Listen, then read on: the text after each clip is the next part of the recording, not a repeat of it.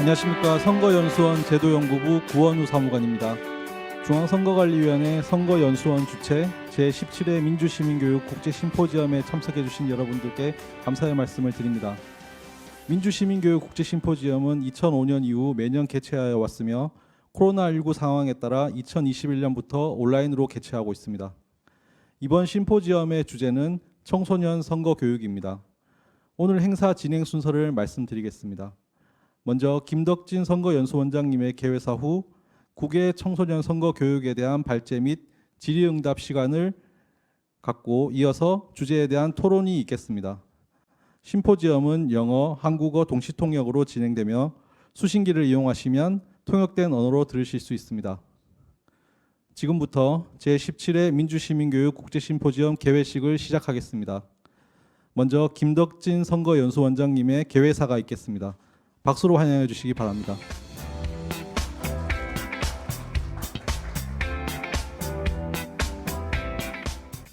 존경하는 내외 기빈 여러분, 제17회 민주시민교육 국제심포지엄에 참여해 주시는 여러분께 진심으로 감사를 드립니다.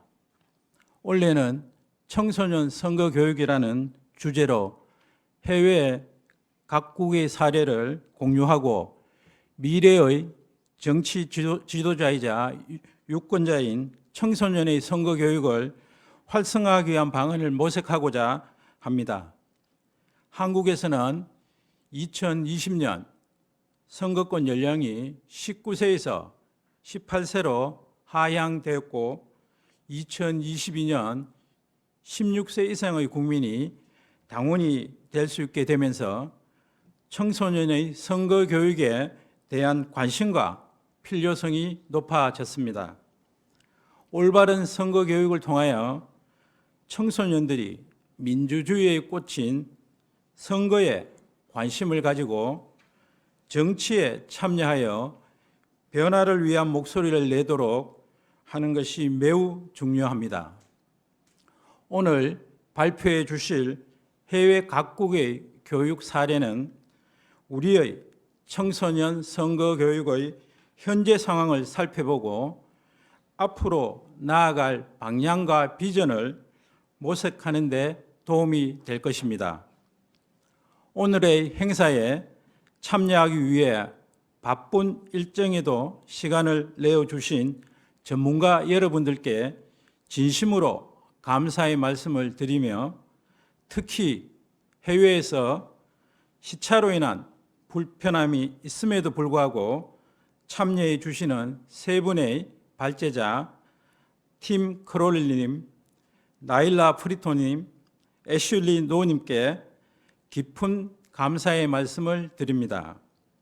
서로의 경험과 노력을 공유하는 이번 심포지엄을 통해 청소년 선거교육 활성화를 위한 지속적인 연구와 논의가 국내외에서 계속 이어지기를 희망합니다.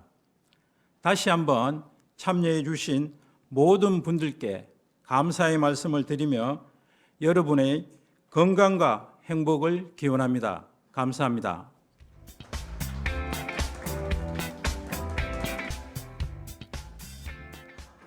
이어서 오늘 참석하신 사회자 토론자를 무대로 모시고 소개해 드리겠습니다.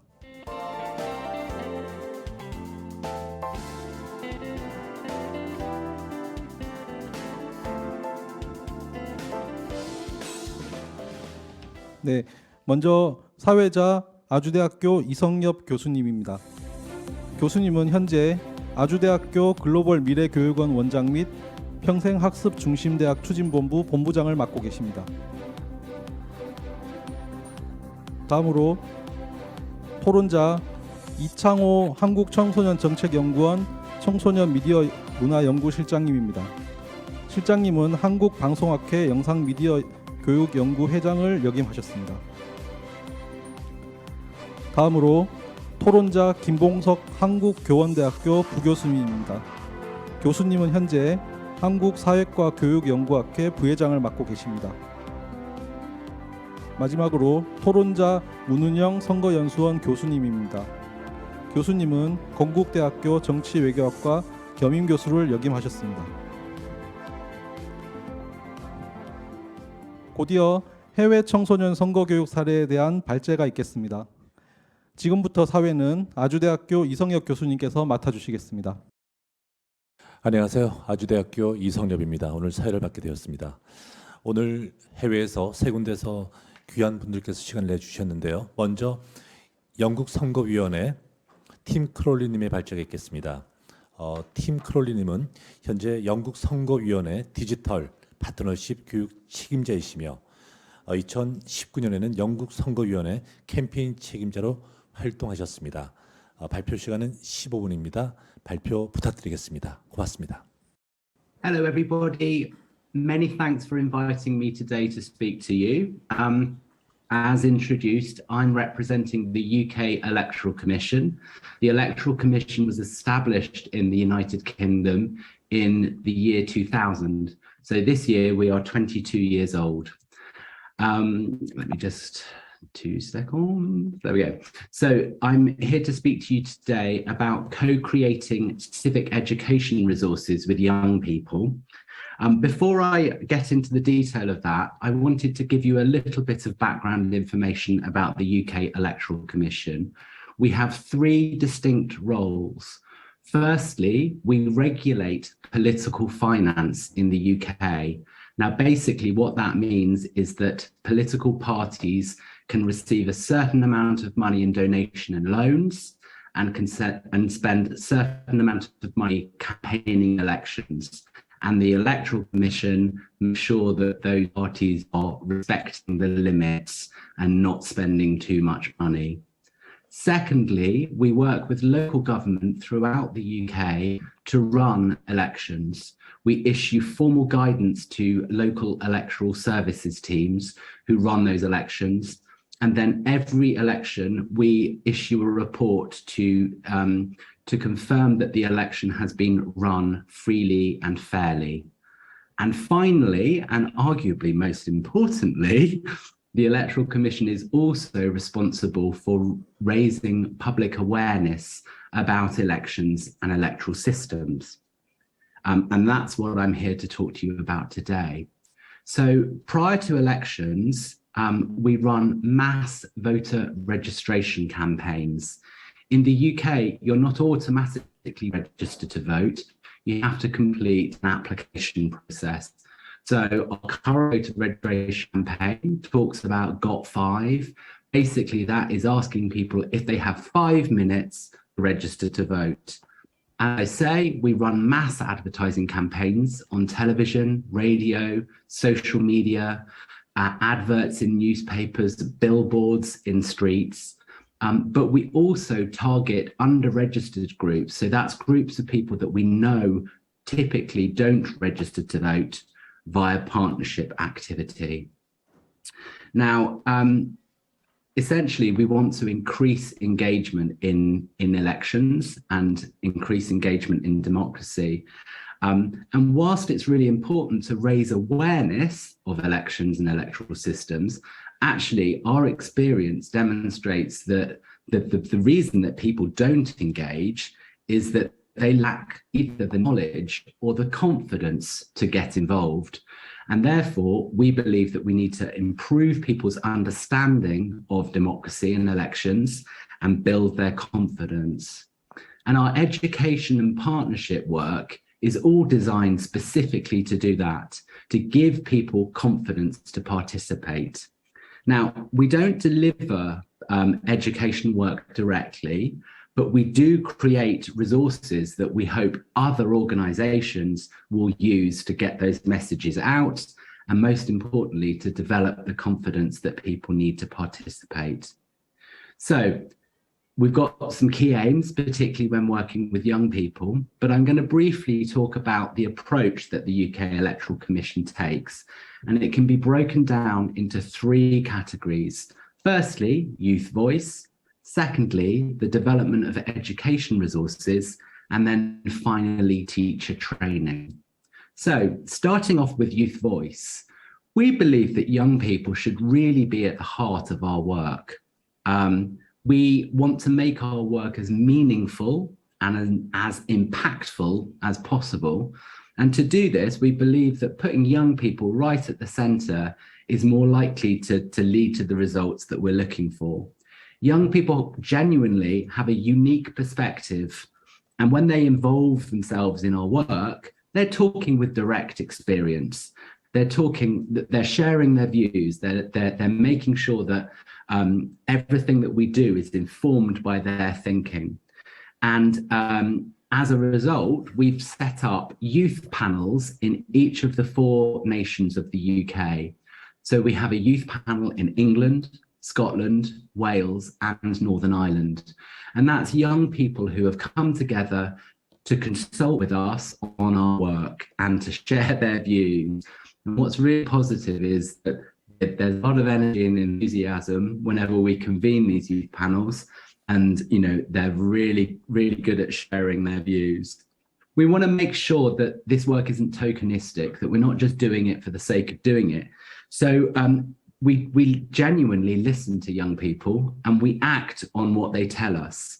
Now, I'm not going to go through this in detail, but recently they gave us some feedback on our work. One example was that they said that our web pages for young people were too long, they were too complex. So essentially what we did is we listened to that feedback and then we restructured all of our web pages, making them more appealing to young people. The next key element of our work with young people is the co-creation of resources. Now, young people are aware of trends. They know best what appeals to other young people. So essentially what we try to do is get young people to identify their knowledge gaps, to ask questions about things they don't understand, and then we work with them to develop resources that answer those questions, that appeal to their peers. So the idea really is that we're putting young people right at the center of that work. Representative participation is a term that we use in the UK. And essentially we're giving them both a voice, but also decision-making power in the projects that they're involved with. Now, an example of a project that young people are currently working on is, what is democracy? So we've posed this incredibly broad question. What is democracy? Now, there's so many different ways to answer that question, but what we're interested in is getting young people to interpret the question themselves and then to think how best to answer that question in a way that's going to appeal to other young people. So we want them to produce something that we can share. And ultimately, it's up to the young people to decide what that is. So some of them are thinking about developing podcasts. Others are interviewing key people that are involved in the delivery of elections. Some are producing Instagram reels or TikTok videos. And all of these things are designed to engage other young people. And we hope that because they're produced by young people, they're more likely to appeal to other young people. It's important to say that whilst the young people produce the resources themselves, we have to set expectations. We can't give them completely free rein because obviously there are some really important things that they need to bear in mind. And actually, by establishing expectations, we're making the process more likely to succeed. We're not setting young people an unrealistic goal. And we're not also giving them free rein and then having to say, oh, actually, I'm really sorry, that's not going to work. So essentially, the 4 kind of key areas that we set expectations on are impartiality. The Electoral Commission has to remain above politics. We can't be involved in political debate. We can't favour one political party over another, or we can't get involved in key questions like, should Scotland be independent? So impartiality is crucial. The resources obviously have to be accurate. They have to be practical. We have to have the kind of infrastructure to be able to deliver and share them. And they also have to be within a set budget. Young people can't produce a feature film because the Electoral Commission, unfortunately, doesn't have the budget to pay for it. It's important when we give feedback to young people that we justify the decisions that we're making so that they can understand the decisions and they can learn from those decisions. And that helps them to get things right the next time. In terms of our ambitions for this work, we're really keen to co-create more resources with young people. And we're also really optimistic about creating other opportunities for young people to share their views on other bits of the Commission's work. So the policy development work that we do with government, the work that we do with local government to manage and run elections, our work on regulating political finance. We're really keen to get young people's views on all of that. And next month, we have a group of young people attending our Commission board meeting, which is taking place in Belfast. And those young people are going to present to our commissioners and give them their thoughts on our work and our plans for the future. We also develop formal education resources, which are used by secondary school teachers in schools throughout the UK. We have different resources for England, Scotland, Wales, and Northern Ireland because the situation is slightly different for each country. Now, those resources are linked to the national curriculums of each of the UK nations. So they're very much in line with what students are studying in other lessons. And those resources are developed by teachers. Young people give us their views on what should be included in the resources, but teachers then create those resources to ensure that they are fit for purpose and they meet teachers' needs. So far, we've developed 15-minute activities which can be used in any different lesson, regardless of subject. So maybe as an introduction to a maths lesson, or maybe an introduction to an English lesson. We've also developed full lesson plans for use in lessons such as personal, social, vocational education or citizenship lessons. And we've produced accompanying videos so that teachers can show a video which communicates the information clearly and accurately. And obviously we work hard to get those to as many teachers as possible. And finally, I mentioned earlier that we are also involved in teacher training. We've received a considerable amount of feedback from teachers that they lack the confidence to teach young people about civic education. Many of them didn't receive civic education themselves, and therefore many of them don't actually understand the process. Many of them don't know how to register to vote or what happens on polling day, how results are collated, what the impact is on the makeup of different parliaments. And so we work hard to educate teachers so that they are informed and confident then to educate young people. We are aiming to share best practice, and we're aiming to share practical solutions that help teachers in the classroom. And most importantly, we want to create a network of teachers throughout the UK that can support one another. So if one teacher in England is concerned they don't have the answer to a particular question, they can ask other teachers that potentially have more experience, and they can gain the confidence that they need to deliver lessons effectively. So I hope from that presentation I've given you a very quick overview of the Electoral Commission's approach to education. Ultimately, it's about young people at the centre and giving teachers the support and confidence they need. Many thanks, and I think I'm now handing over to Naila.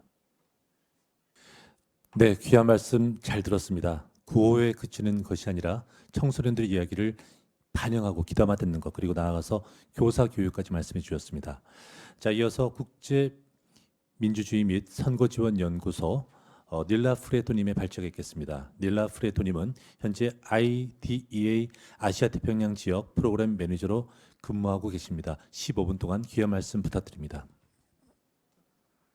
Good day, everyone. And I wish to thank our friends and colleagues at the National Elections Commission and COSE for giving us this opportunity to share the Institute's work on civic education and young people's participation in democracy. So my presentation will provide you with an overview of ideas, tools, and resources that has been used or contribute to advancing civic education and the youth's role in democracy. So before I go into the details, let me briefly give you an overview of our institution. So International IDEA is an intergovernmental organization with 34 member states. Our mandate is to support democracy building.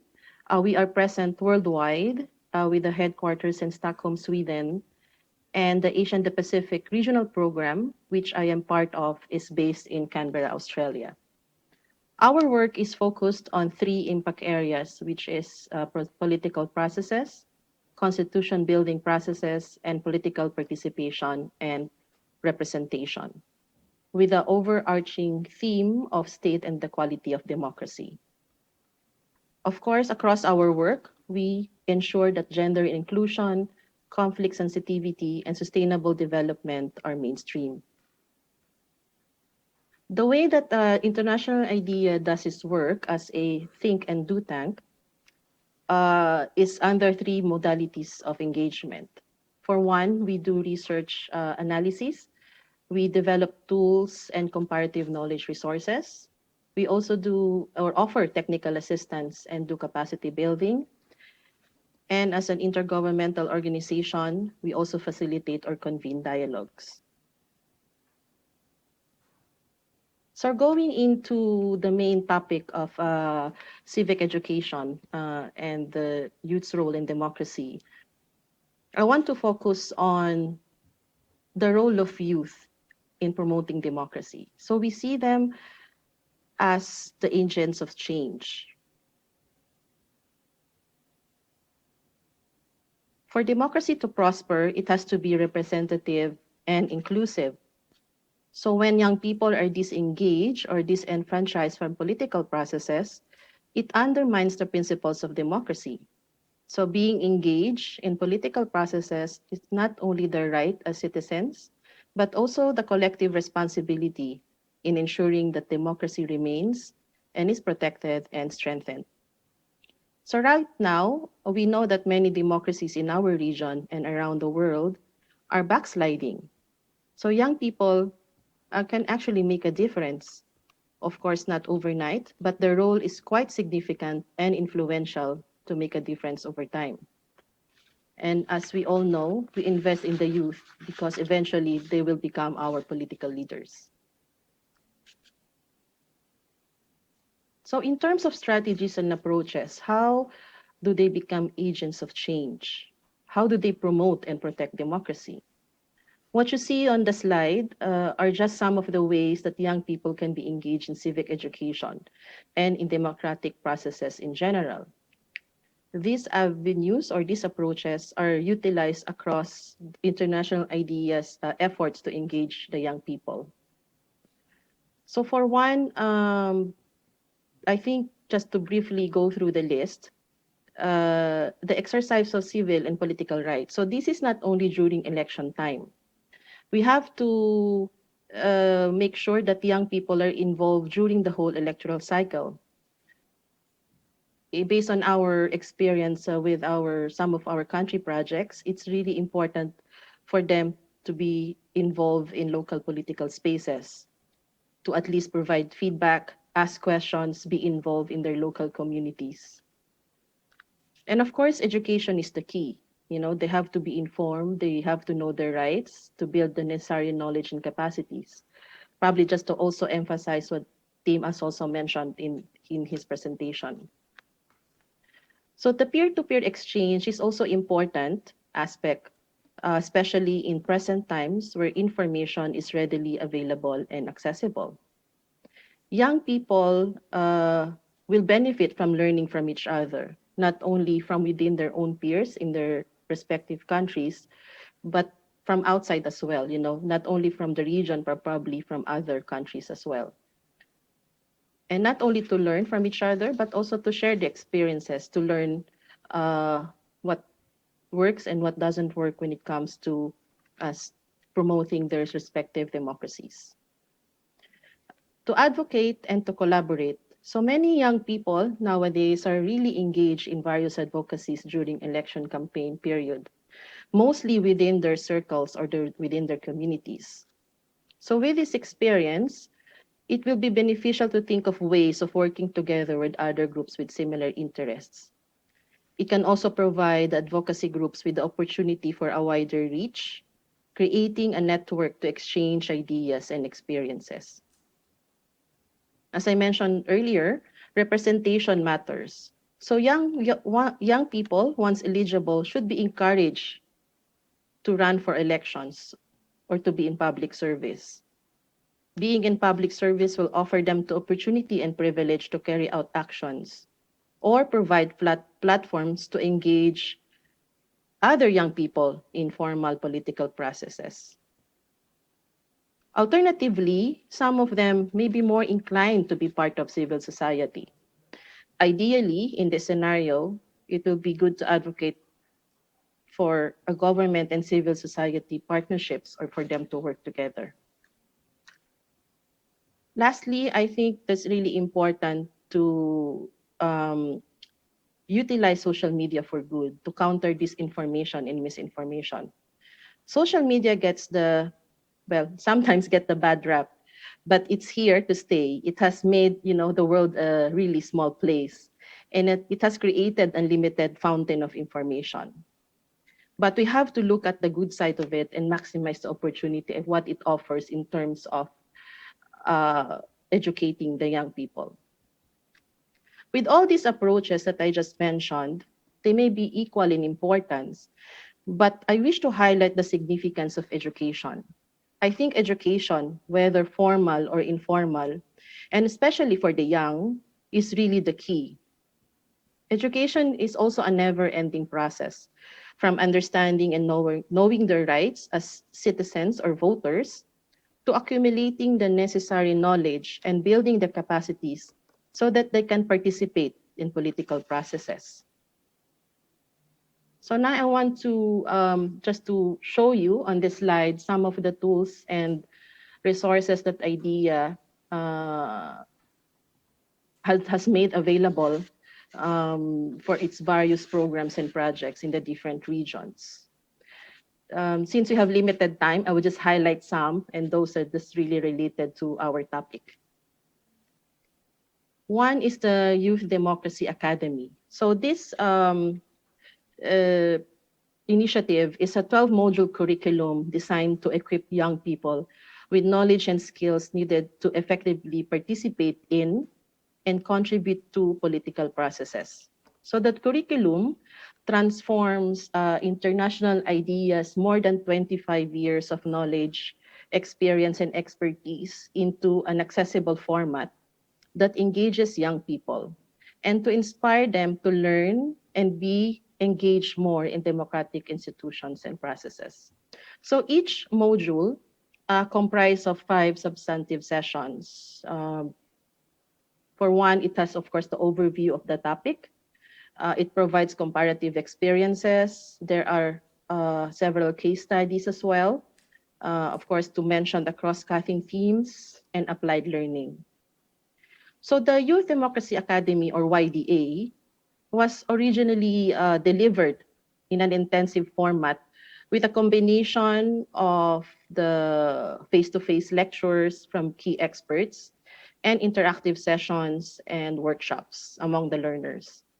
During the height of the COVID pandemic in 2020, we sort of adapted the curriculum through online learning sessions on just some selected topics for our country-specific partners.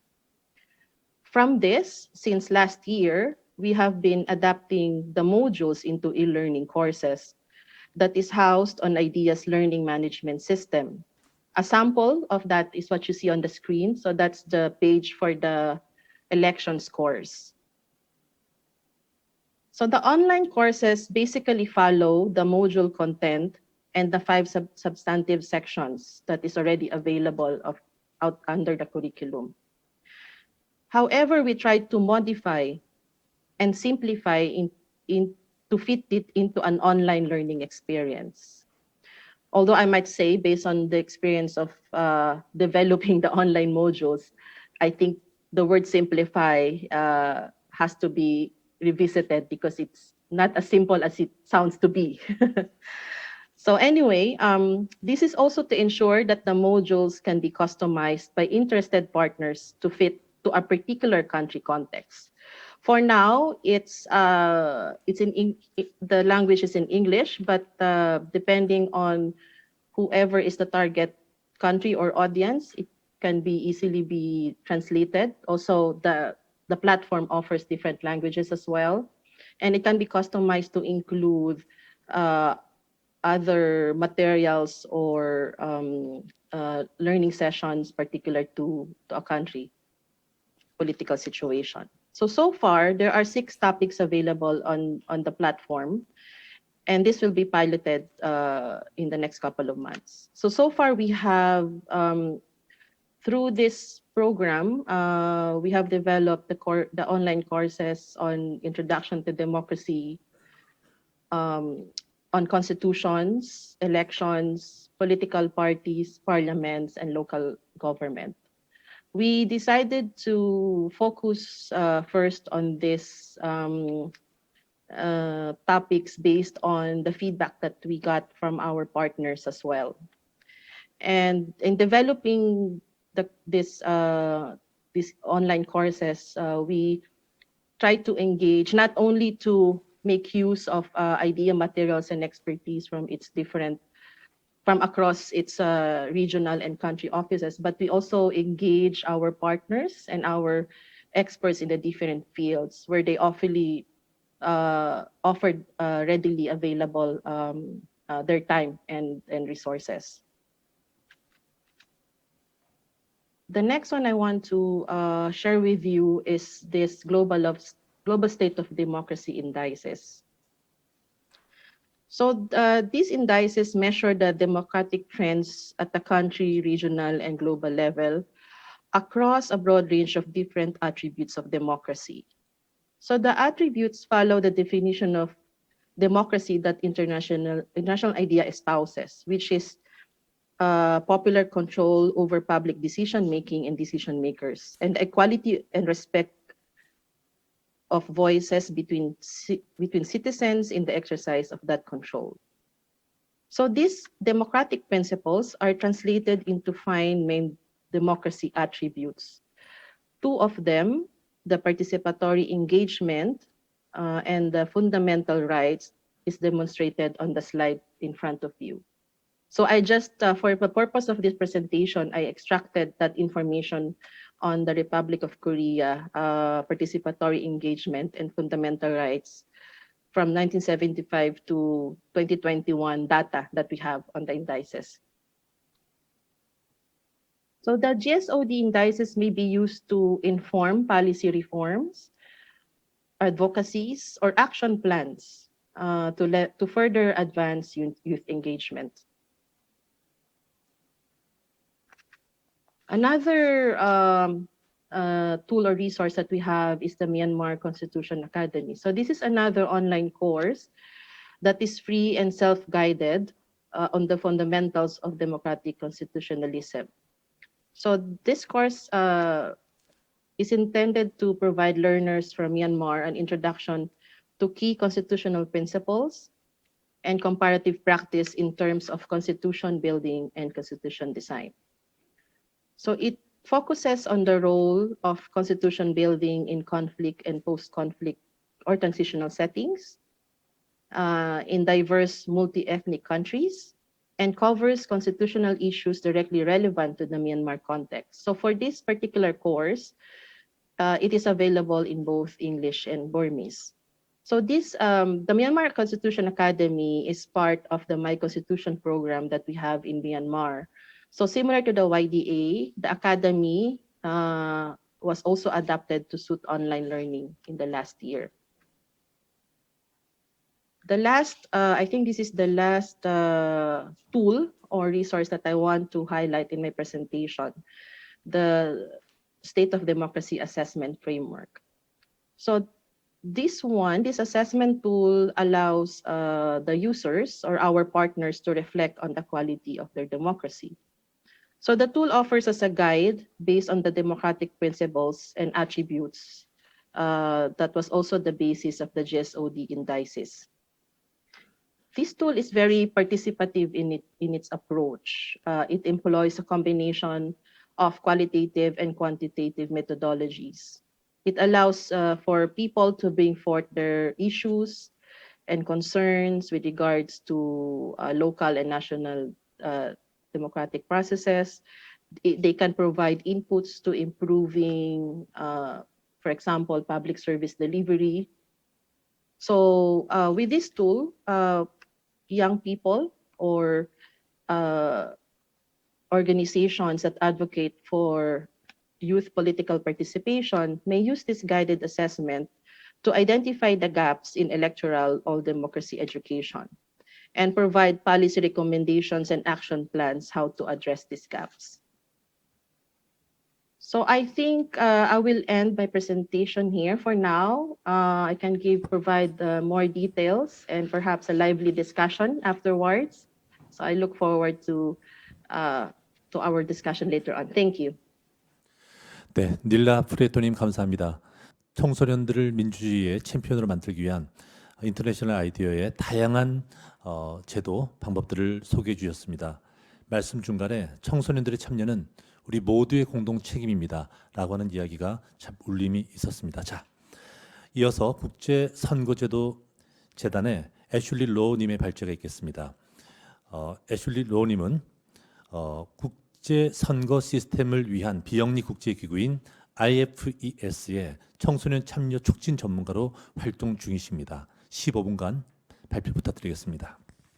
Hi, thank you so much to the Korean Civic Education Institute for Democracy and all of the symposium organizers for inviting me to speak today. I'm really happy to be here to speak about this important topic. My name is Ashley Law. I am the Youth Engagement Specialist at the International Foundation for Electoral Systems. And previous to this role, I did work very, very closely with the Asia Pacific team on youth projects in Bangladesh, Papua New Guinea, Bougainville, Southeast Asia. So very happy to be here with you all today. So before we get started, I'll just share a little bit about IFES, the International Foundation for Electoral Systems. We are a nonprofit organization that seeks to advance democracy for a better future. We collaborate with civil society, public institutions, and the private sector to build resilient democracies that deliver for all people. And since 1987, we've worked in about over 145 countries. And when it comes to our youth programming, we really employ a rights-based approach to empower young people to participate in democratic processes and acknowledge young people as partners and positive agents of change. We also use an inclusive approach and apply an intersectional lens to ensure programming includes all young people and is really relevant to young people who identify with more than one social identity. So young person with a disability, a young girl, young woman, or a young Indigenous person. And we work with young people to foster lifelong patterns of participation in civic and political life through both formal and non-formal programs, such as civic education in schools, building advocacy skills, and supporting young people to really lead change in their communities at the local level, national level, regional, and global levels. With younger age groups, we try to prioritize building civic awareness and political knowledge earlier in life when school-age children are constructing their internal values and beliefs and starting to build those relationships with people and institutions. And of course, we work alongside election management bodies and young people to bolster youth engagement in the electoral cycle. So this could look like building knowledge and skills for newly enfranchised voters to participate in elections, working with EMBs to develop strategies for first-time voter registration campaigns, targeted voter education through social media, animated videos, public service announcements. Those are just a few examples. But today I wanted to speak with you a bit about edutainment for democracy. So underpinning IFAS's approach to youth programming is a recognition that young people play very strong and key roles in sustaining democracy and leading peaceful practices in political and civic life. So educational entertainment, or edutainment, is a method of learning that IFAS applies to our civic education programming for young people. And simply put, edutainment merges entertainment with education. And so it serves as a fun and creative vehicle to really increase democratic knowledge and participation. And, this can be tailored to any aspect of civic and political life, especially election learning. So through the use of games, young people get an opportunity to become more acquainted with democratic norms, civic and political processes such as elections, and really get a chance to kind of practice and build their capacity through play as active and informed decision makers as these game players. And so IFAS has found that using games is an effective way to engage young people, including those that have not yet reached the age of enfranchisement and can't formally participate in the political process. So thinking about engaging minors or young people under 18, this is a really engaging way to work with children to learn about democratic principles. And so games can really illustrate how people's knowledge or civic awareness can impact behavior, right? They can teach you about your rights and give examples of the different democratic ways that you can exercise these rights. And so IFAS has developed a few different games, virtual adventure-oriented games, games that can be played in person, and games that young people can facilitate themselves with, all community members. And we've designed them alongside young people with a way to adapt each game to be relevant to different country contexts. So, and also inclusive of diverse audiences, recognizing, the varied and unique lived experiences of all young people. So now I just want to share with you a few of the games that we've developed. Online games we found are really fun and interactive for learners. It's a great way for them to gather information on different topics pretty quickly in a sort of play action oriented way. So one of the games that was developed by our team in Ukraine is Demokratia. And this is a sort of virtual choose your own adventure civic education game that kind of simulates the challenges and opportunities that citizens face every day in society. So as they go through this game, players are encouraged to kind of think creatively about how positively, they can impact their communities and contribute to democratic progress in Ukraine specifically. So to start the game, you begin as a student, but after living through multiple difficult situations, you have the chance to become another character. So you unlock different characters depending on the values that you prioritize. So there are 4 values in the game: money, nerves, lawfulness, and reputation. And so each decision you make when you come to a challenge, it affects the levels of your values. And of course, you want to keep your values high, right? So once any of those values goes below 0, you end up losing the game. So the values in turn really impact, which levels and characters you're able to unlock to continue to play the game. So for example, let's say money is a motivational value for you. One of the characters that you might unlock would be a local business owner. And so then you continue through the game as this local business owner. And as I said, there are 5 different characters. They all become unlocked based on the choices and the values. And so this is really meant to mimic real life, kind of weighing the cost and the benefits of the decisions you make, every day.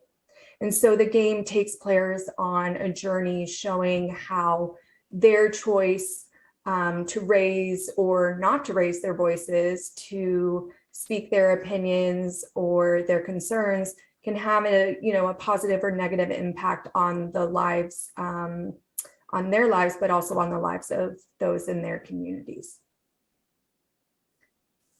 And we've also created a number of interactive face-to-face in-person games, which we have done during the time, of this COVID pandemic. And we found, obviously the COVID pandemic has been very, very difficult and sort of separated people. So we've built these games with some COVID safeguards in mind. So as children and young people go through playing these games, they are reminded of COVID health safety guidelines as they play to keep them safe. But recognizing that, in-person games really bring people together. And this is something that communities thrive on, is social cohesion. So we thought, games are this great way to bring civic education to communities, to learn more about civic and political issues. And, given the dynamic sort of play format, it allows people to really build those relationships with each other, get to know new members of their communities, and build some of that trust and relationships that maybe didn't exist beforehand. In Guyana, for example, we developed an edutainment civic education toolkit for young people to roll out across the country. We focused a bit more on reaching young people in rural areas, young people with disabilities, and then young Indigenous peoples, just based on the demographics of the country. And so the toolkit included game materials, and a manual for young people to be civic educators in their communities, which also included some notes around logistical setup and what civic education means and how to be an ethical educator. And so the idea being that young people facilitate learning around civic education topics by playing games. And in the manual, we came up with variations for young people with disabilities so that they were able to be included and access these games as well. And we thought of this in the design with various pieces, including words, but also symbols. And so Democracy Land was one of those board games included in the toolkit. In this game, players follow the path along the board until they reach representative democracy. And so along the way, players are asked questions about the different branches of government and then their different functions within that. They also include veto cards. So this would automatically end a turn. And then there are opportunities to advance forward through Advocacy Avenue or Leadership Lane. Another game that we created involved activity cards called Rights and Responsibilities. And simply, it's a matching game where players have to match their right with their responsibility. And so this is a great opportunity we found for players to learn about human rights, the rights that they hold, and the responsibilities they have to engage in civic and political life into their communities. And because, participants get a manual with the instructions of how to play the game, we also included a number of key points to point to the importance of human rights and connect it back to democracy and elections. So with this game in particular, we included the definition of what is a right, what is a responsibility, and described civil and political rights, as well as economic, social, and cultural rights. And so with these key points, young people who are facilitating the game can include this information and rely on this information and turn to it if other players in their communities ask them questions. So it's a very nice sort of learning exchange in a safe and fun environment. And we've received some really great feedback from our participants thus far, really showing that using an edutainment approach through using games for education builds up young people's civic education knowledge and skills and actually leads to more democratic behaviors and habits. And I'll end my presentation with this really wonderful quote from one of our civic educators, Angel Stevens in Guyana. He says, "The games are an inclusive and proactive way to stimulate knowledge and problem-solving skills.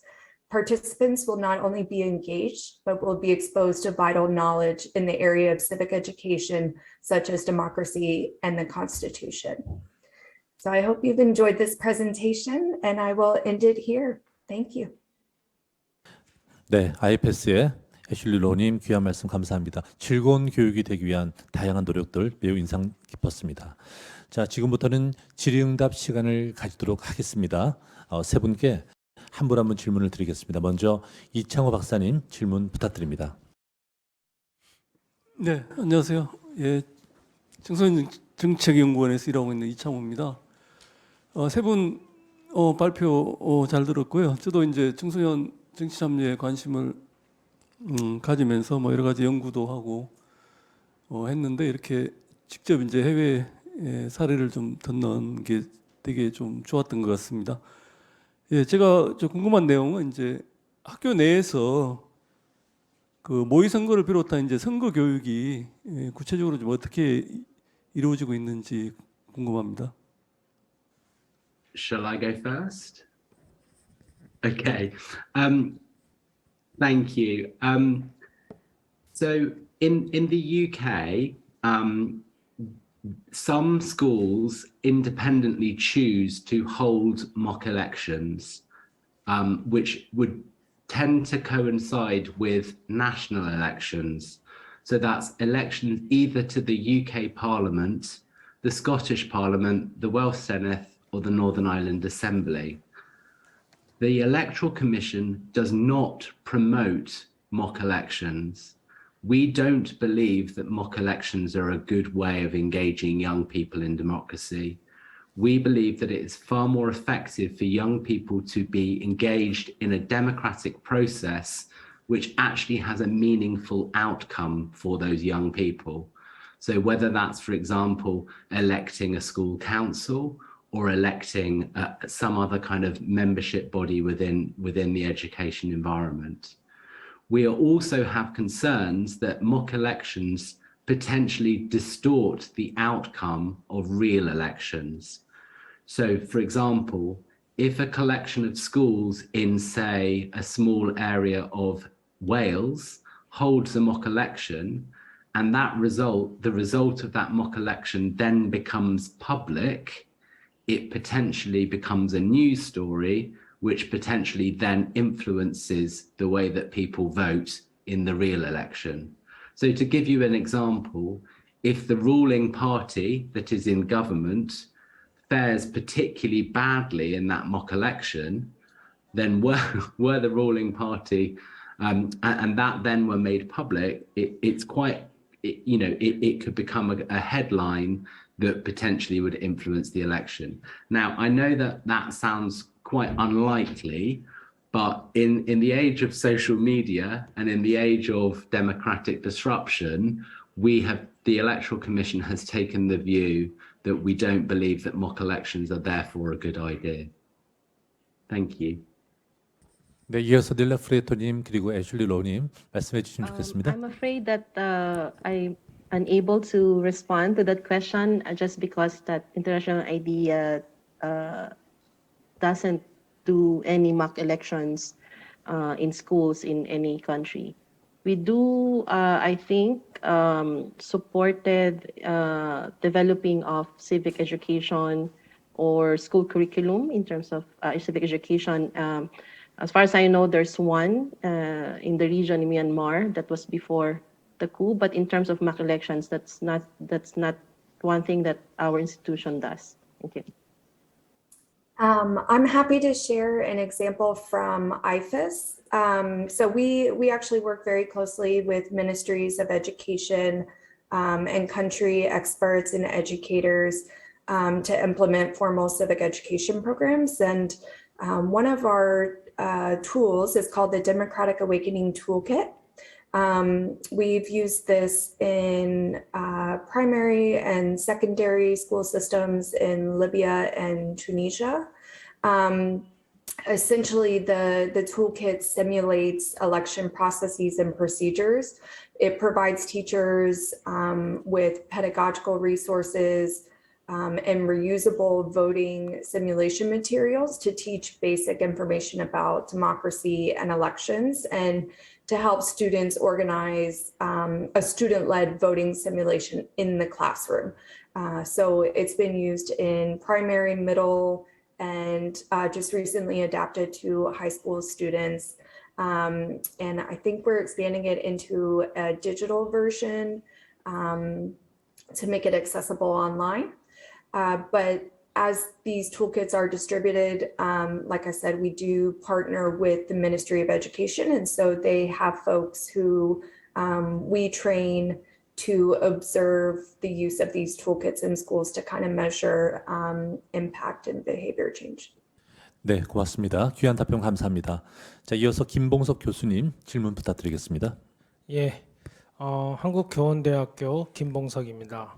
오늘 그 세 분의 그 발표를 듣고 결국은 이제 청소년들의 참여를 위해서 노력하고 있는 모습이 굉장히 인상적이었습니다. 청소년들의 참여를 위해서는 선거교육이나 민주주의 교육에서 결국은 청소년들의 흥미와 관심도라고 생각합니다. 그래서 저는 이 질문을 드리면 혹시 이 세 분 활동 중에서 교육 프로그램 중에서 특별히 청소년들의 흥미와 관심을 끌기 위한 내용이나 방법이 있다면 소개해 주십시오. 부탁드립니다. 네, 팀 크롤리님부터 먼저 아까처럼 대답해 주시면 어떨까 싶습니다. 부탁드리겠습니다. Thank you.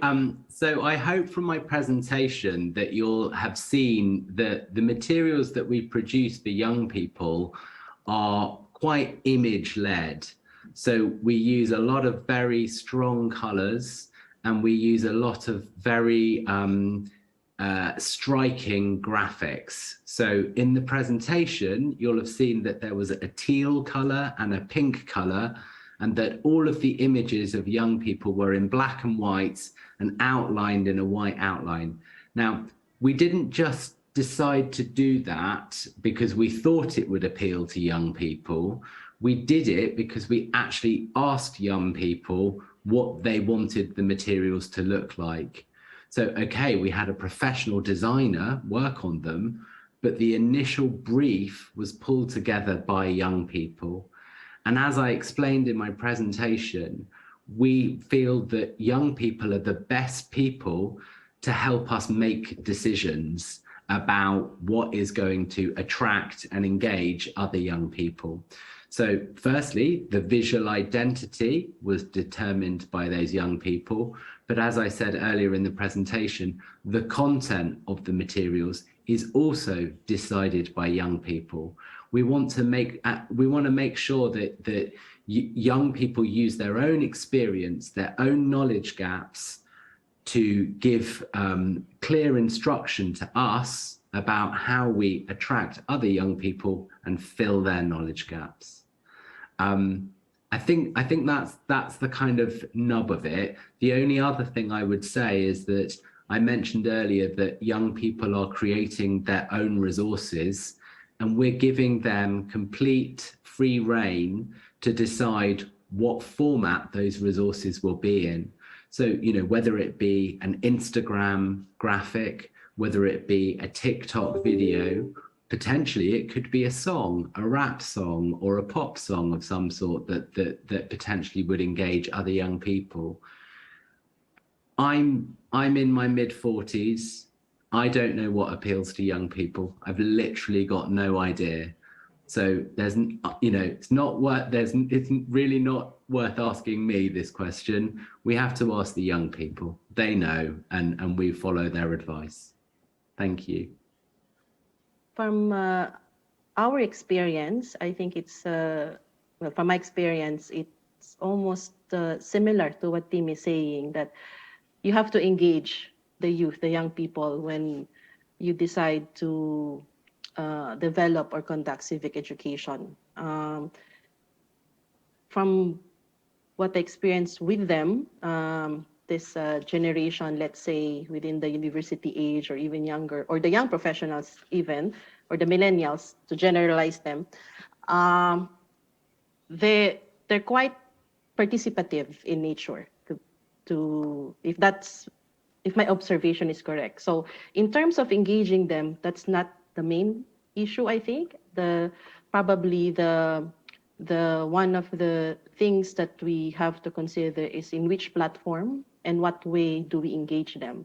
Because I think the interest is there. If you look at how young people have been engaged in issues in the different countries, even just within our region in Asia. So what you see in the news or in the social media, that's mostly the young people, right? So how do we engage them in civic education? I think that's more of the question that we need to answer. And from when we were developing the Youth Democracy Academy online course, some of the feedback we got is, for one, they want it to be more visual. I think the attention span is a bit different. So reading materials in text gets them bored. So more visuals is necessary. And I think the UK Electoral Commission is right in that aspect. They really like the visuals, so videos, photos, images. And so we tried to also include young people to develop some materials for the academy. Like we asked them, like the traditional man on the street interview, what does democracy mean to you? So that's one of the materials that we have in the curriculum. And also we incorporated in all the courses, we incorporated a section on how to engage the youth. You know, when you talk about constitutions, how do you engage them to be familiar with their own constitution? When you talk about political parties, how do you engage young people to be involved or to be familiar with political parties? So in that basis, we try to find ways or platforms or approaches that will appeal to the young people. I think also making use of not only the visuals, but they're very much into social media. I think that's really, really one thing that we have to utilize. All these mobile apps as well, they're very much into it. And so I think that just to summarize is really to, when we conceptualize and develop and go into developing civic education, we consider the thoughts and to consult with young people themselves what will work for them and for their peers. Thank you. And I'll just add quickly, you know, what Tim and Nyla were saying, consult young people on you know, what's of interest to them. I think it's you know, when we come to designing our tools and our programs, it needs to be with young people so that the content is relevant to them and does incorporate things that they care about and real world situations that they face. I also think it's a bit about providing incentives in the way that, you know, if young people participate in a program, what are they going to gain from it? And sometimes I think, you know, this can look like career job readiness skills. You know, it's an opportunity to hone those kind of skills that can translate into the career world.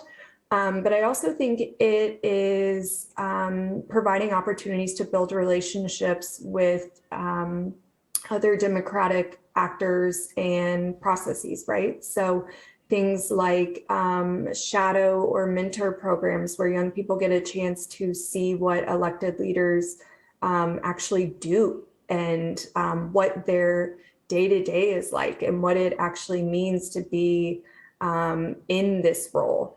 I think that gives them a bit more sort of awareness and understanding and, you know, feels a bit more connected to them.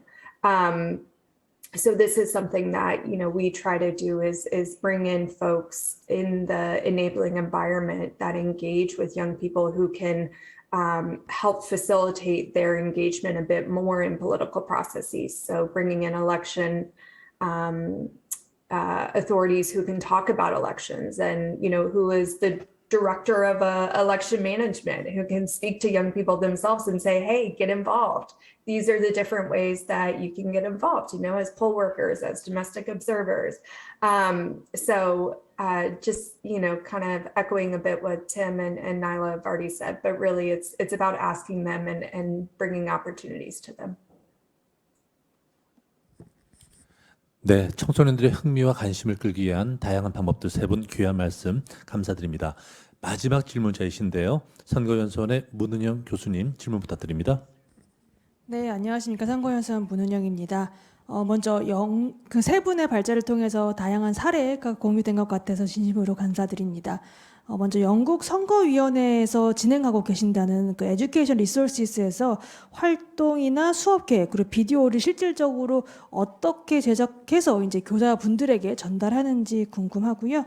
그다음에 두 번째는 이제 IDEA하고 IFES에서 이제 그러면 아무래도 국제기구다 보니까 그 기구 자체에서 뭐 구체적으로 운영하고 있는 청소년 선거 교육 프로그램이 있는지 만약에 있으시다면 어떤 국가들 대상으로 뭐 기간이나 방법이나 참여 대상은 어떻게 설정해서 운영하고 계신지 궁금합니다.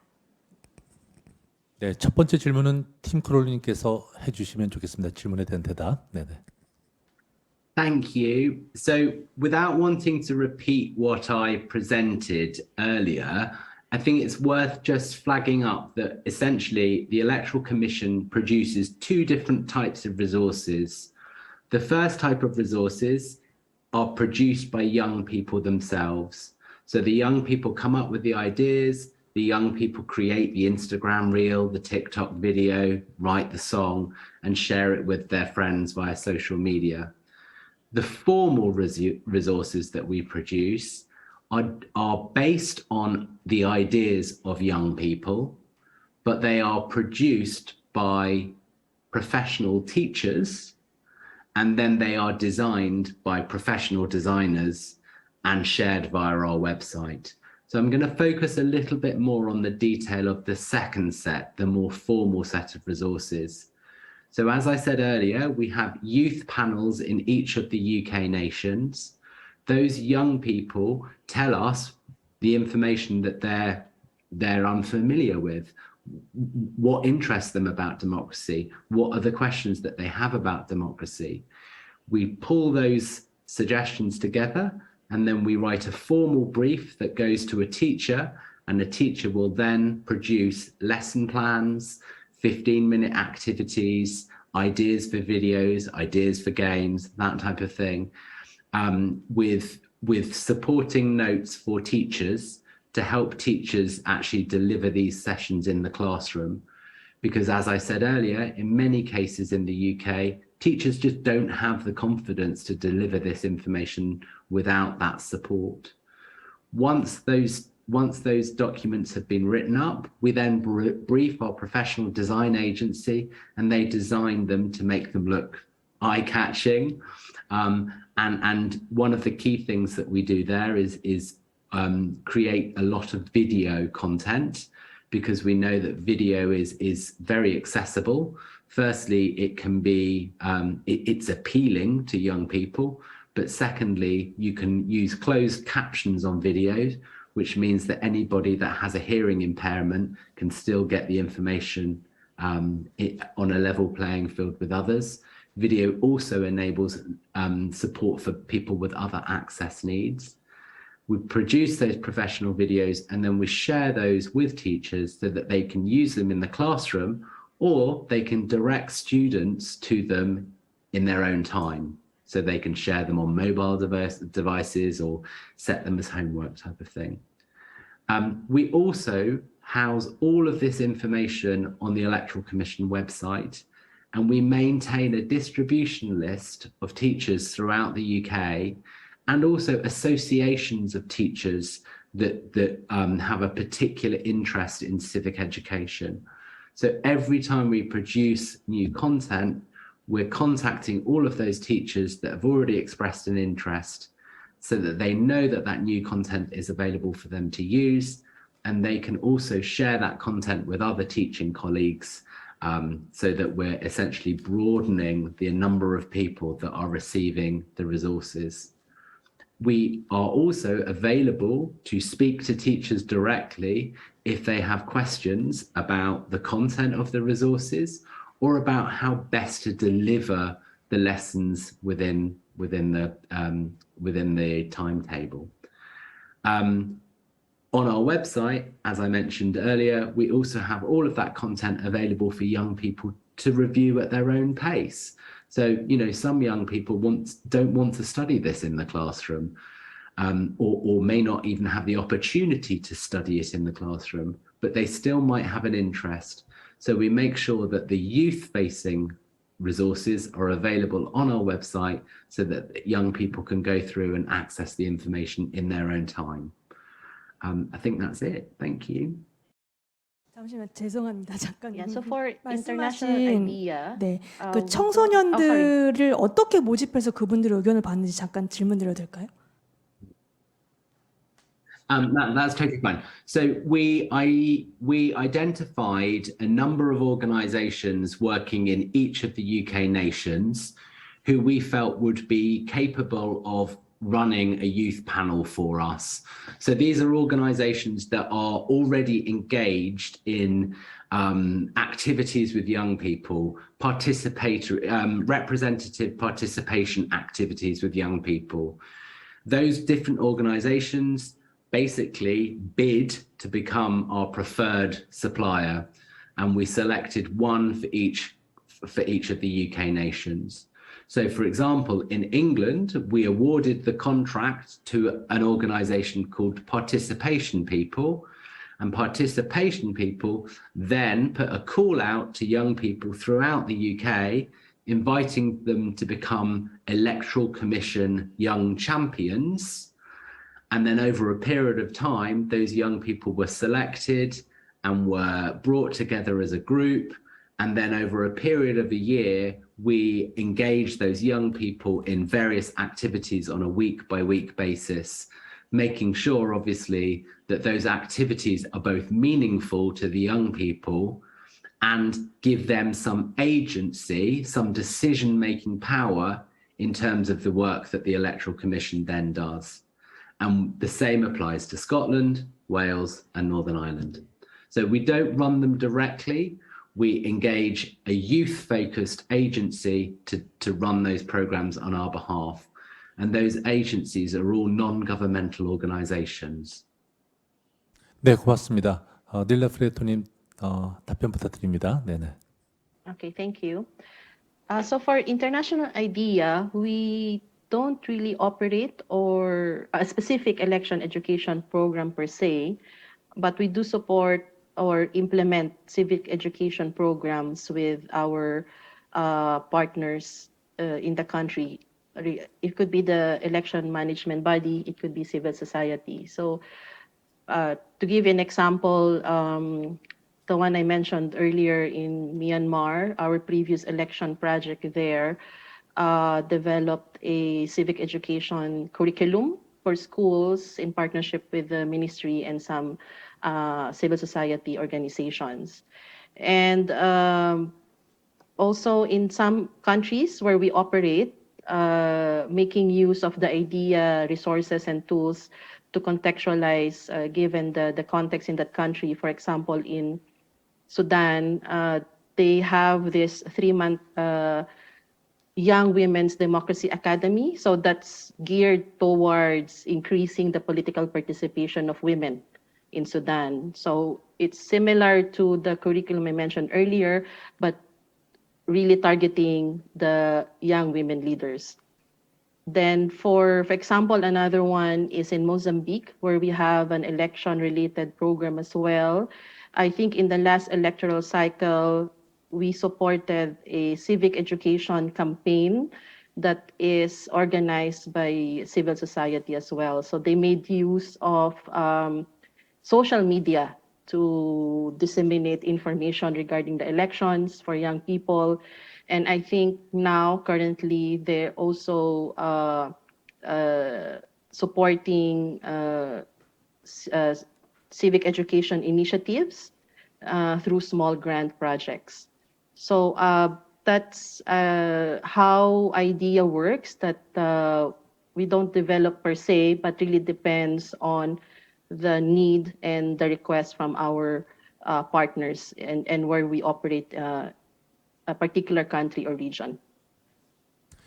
Similarly, IFES works with election management bodies across the world. And we work with them to increase youth participation throughout the electoral cycle. So this can look like election administration and planning, voter education and registration, working at poll sites, election observation, training programs, especially around preventing violence in elections. So a couple of programs that we support during the pre-electoral period would be working with the EMBs to identify internal policies and procedures that might prevent young people from engaging in elections. And so working with them to adapt these to be more constructive and empower youth to participate. So this could look like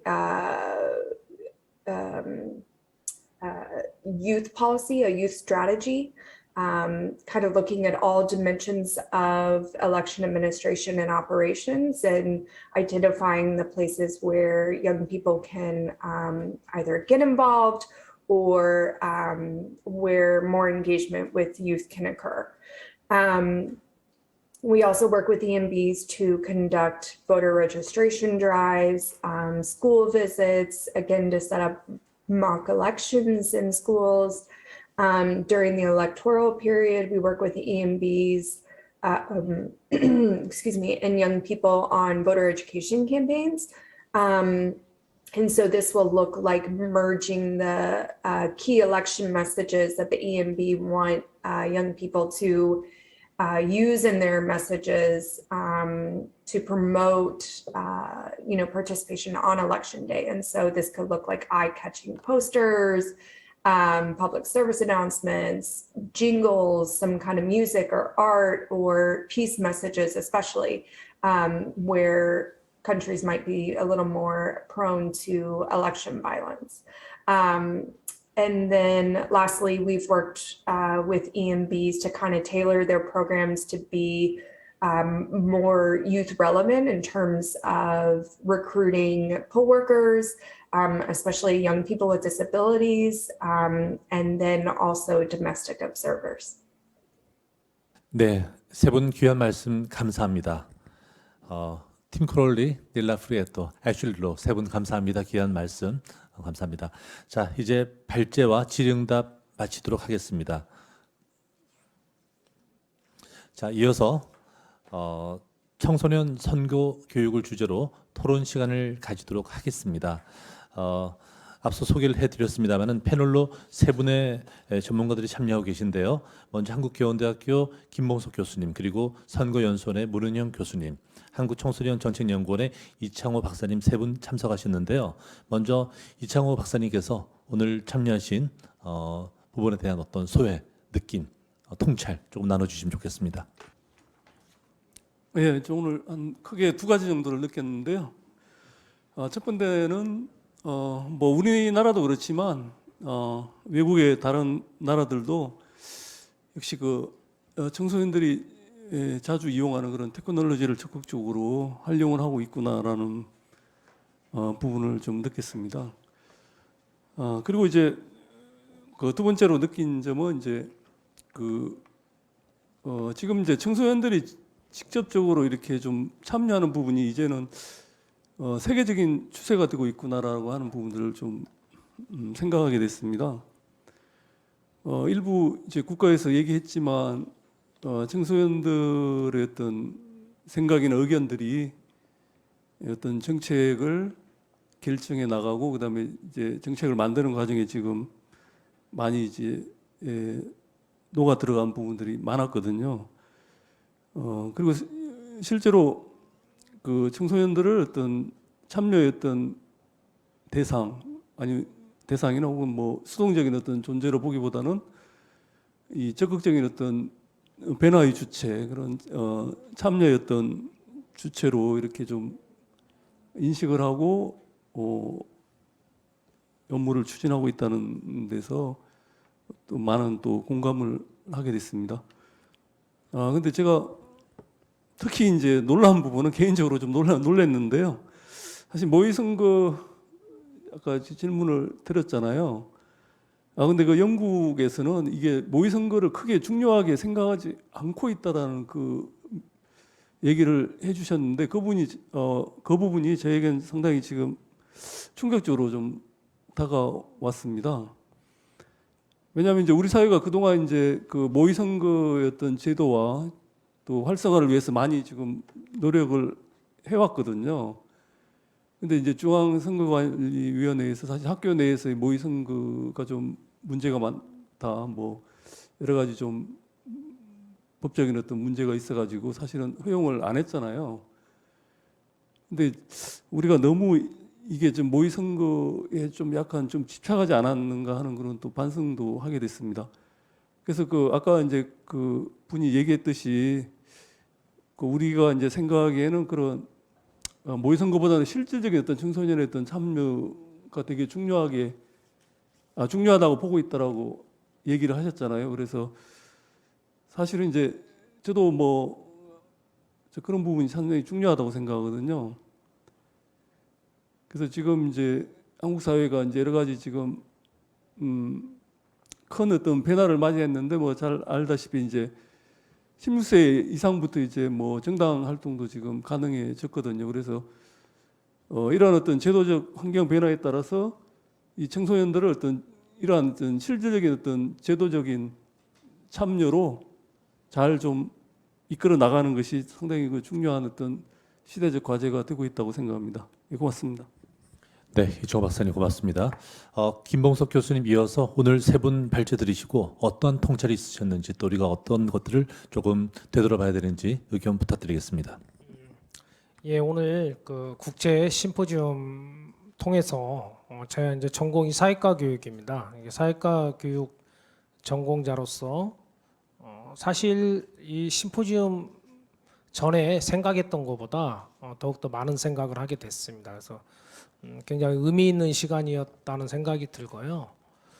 오늘 전체적으로 국제 심포지엄 쭉 이렇게 내용을 보면 결국은 키워드는 하나로 통일되는 것 같습니다. 저는 이제 그 키워드를 바로 참여라고 생각합니다. 참여.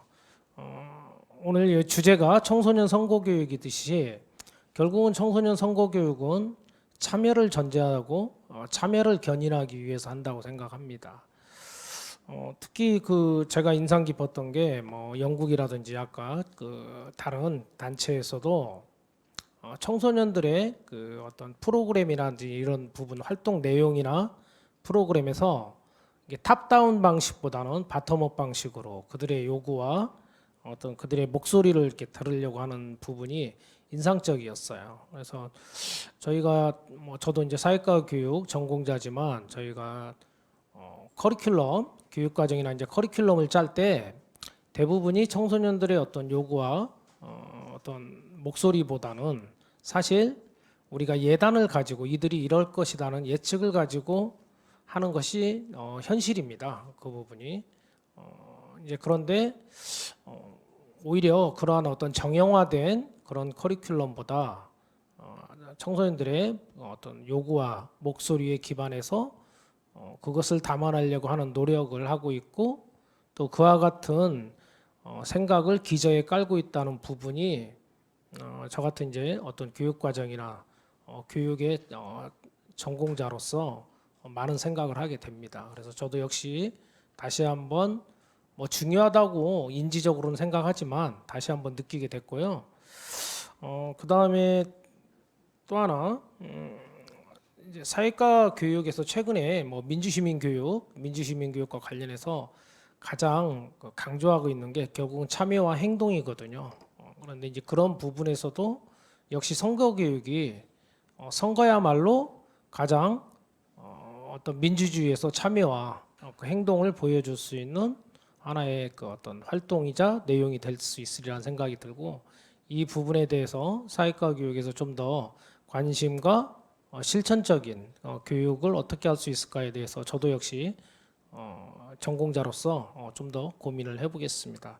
뭐 이건 여담인데, 뭐 아까 그 영국에서 저도 처음 들은 사실인데, 간단하게 이제 좀 제가 좀 놀랐던 것은 유권자를 스스로 등록을 해야, 우리 같은 경우는 뭐 18세, 19세면 저절로 유권자가 되는데 본인이 직접 등록을 해야 유권자가 된다는 사실을 저는 사실 오늘 처음 알았어요. 그래서 그 부분이 좀 궁금하기는 했는데, 이제 그건 이제 제가 나중에 추후에 알아보겠습니다. 오늘 아주 의미 있는 시간이었습니다. 네, 김보석 교수님 고맙습니다. 선거연수원의 문은영 교수님, 오늘 또 어떤 통찰이 있으셨는지 부탁드립니다. 사실 그 청소년 선거 교육은 누구나 필요하다고 인정하면서도 그 진행 과정 그리고 방법에 대해서는 우리나라뿐만 아니라 여러 각국에서도 같이 함께 고민하고 진행 중인 과제가 아닌가 싶습니다. 우리나라 같은 경우는 선거권하고 피선거권 연령이 이제 2020년, 2022년에 하향하면서 사실은 본격적으로 선거 교육이 필요하다는 이제 당면의 과제로 떠오르기도 했는데요. 근데 이제 떠올랐을 뿐만 아니라 이것을 필요하다고 느끼는 거는 사실 청소년 자체, 왜냐하면 해본 적이 없기 때문에 그 당사자들보다는 오히려 그 청소년들을 바라보고 있는 기성세대에서 더 크게 문제시하고 좀 어떻게 해야 되나, 어떻게 교육을 시켜야 되나, 좀 이런 문제점이 그렇게 인식을 하고 있었는데 대한 좀 반성이 되는 그런 반성과 계기가 되는 그런 시간이 아니었나 싶습니다. 그러면 이제 청소년들이 선거 교육을 제대로 받기 위해서 어떻게 해야 되나라고 이제 했을 때 뭐 교육 주체, 방법 이런 거 따져봤을 때 뭐 교육부, 교육청, 학교, 학생들도 있을 거고 또 학교 밖 청소년들도 있을 거고 시민단체, 뭐 연구원 여러 분야 다양한 주체들이 있겠지만 일단 무엇보다 각각 담당 영역에서 이제 다양한 프로그램을 만들고 배포하고 공유하는 게 필요할 것 같고요. 그리고 무엇보다는 이제 청소년 선거교육이라는 대 주제 아래에서 좀 유기적으로 의견을 공유하는 과정이 필요할 것 같습니다. 그래서 이번 국제 심포지엄을 통해서도 이제 다른 국가, 뭐 영국 같은 국가에서 봤죠. 그리고 또 이제 IDA나 IFES 같은 국제기구에서 어떻게 청소년 선거교육에 힘쓰고 있는지 살펴보는 기회가 돼서 이렇게 좋은 경험 사례를 같이 공유할 수 있었다고 생각이 들고요. 그래서 이런 과정들을 통해서 선거 교육이 이제 선거를 해야 된다, 투표를 해야 된다 이런 당위성에 좀 머무르는 이론적 학습에 그치는 것이 아니라 장기적인 이제 과정과 교육 프로그램들을 통해서 좀 선거 그것뿐만 아니라 선거와 선거 사이에 있는 동안 유권자로서 선거에 참여했을 뿐만 아니라 주권자로서 정치에 참여할 수 있는 인식과 수준 이런 것들 능력을 갖출 수 있는 민주시민으로서 성장해 나갈 수 있는 계기가 되었으면 하는 그런 과정과 기회가 계속 이어져 나갔으면 좋겠다는 바람을 해보면서 말씀드리도록 할게요. 감사합니다. 네, 우리는 교수 감사합니다. 뭐 토론 시간이기도 한데 세 분 추가적으로 또 말씀하실 내용은 없으신가요? 네, 고맙습니다. 오늘 국제심포지엄이 민주시민교육 활성화에 조금이라도 도움이 되기를 하는 바람입니다. 미국의 소방대원들의 역할은 99%가 화재 예방 교육이다라고 이야기를 합니다. 마찬가지로 우리 선거연수원, 중앙선거관리위원회에서 굉장히 관심 가져야 되는 것이 미래의 유권자인 청소년들에게 민주시민교육을 하는 것, 우리가 끝없이 고민해봐야 되는 화두가 아닐까라는 생각을 해보면서 오늘 국제심포지엄이 조금이라도 우리가 노력하는 하나의 연장선상이었다라고 생각합니다. 토론 여기서 마치도록 하겠습니다. 고맙습니다. 오늘 국제심포지엄의 발표와 토론에 참석해 주시고 경청해 주신 모든 분들께 감사드립니다. 저희 선거연수원에서도 청소년 시민교육을 하고 있는데 오늘 심포지엄을 통해 얻은 사례들이 앞으로의 교육에 큰 도움이 될 것 같습니다. 이상으로 제17회 민주시민교육 국제심포지엄을 마치도록 하겠습니다. 감사합니다.